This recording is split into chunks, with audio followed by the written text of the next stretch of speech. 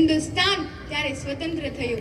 આવો સલામ કરીએ તેવા વીરોને કે જેમના કારણે ભારત ગણતંત્ર થયું।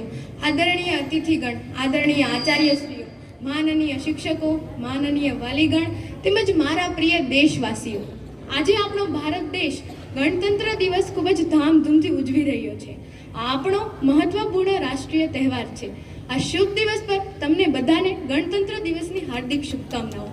15 ઓગસ્ટ 1947ના રોજ આપણો ભારત દેશ બ્રિટિશ શાસનમાંથી આઝાદ થયો।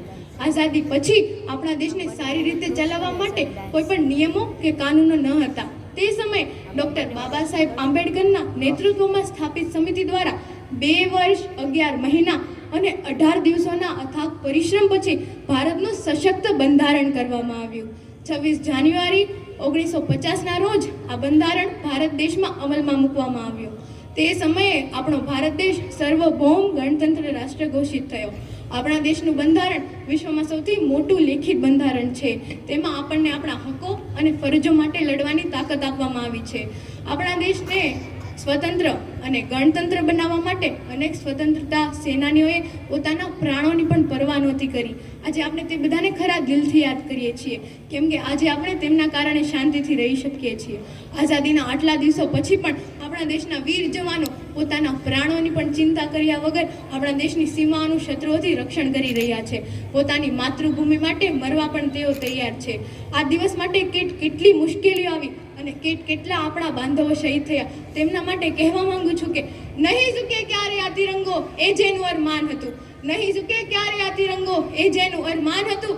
મોઢે જય હિન્દના નારા ને મનમાં એનું માન હતું। રહે ફરક તો આ ઝંડો, ક્યારે પણ આ ઝુકે નહીં। રહે ફરક તો આ ઝંડો, ક્યારે પણ આ ઝુકે નહીં। શહીદ થયા જે દેશ પ્રેમમાં હોઠો પર એક જ ગાન હતું। એવા દેશભક્તોને યાદ કરીને આપણે આજનો આ દિવસ યાદગાર બનાવીએ કે આ માટી સોનાથી મોંઘી, એમાં શહીદોના પ્રાણ છે। આ માટી સોનાથી મોંઘી, એમાં શહીદોના પ્રાણ છે। ખુશ્બુ હવાની કેસર જેવી, એમાં એના અરમાન છે। લડી ગયા જે જંગે આઝાદી, વતન પર કુરબાન થયા।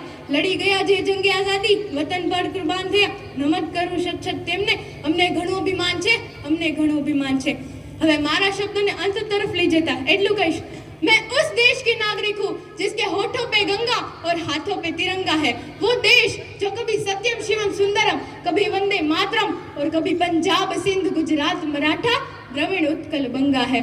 मैं उस देश की नागरिक हूँ जो हर ठुकराए हुए की शरण स्थली बन जाता है और 7 समुंदर पार परदेशियों को भी अपने ब्रदर्स एंड सिस्टर्स कह के बुलाता है। यही प्रेम की पूज्य भूमि भारतवर्ष कहलाता है, भारतवर्ष कहलाता है। वंदे वंदे भारत माता की, भारत माता की।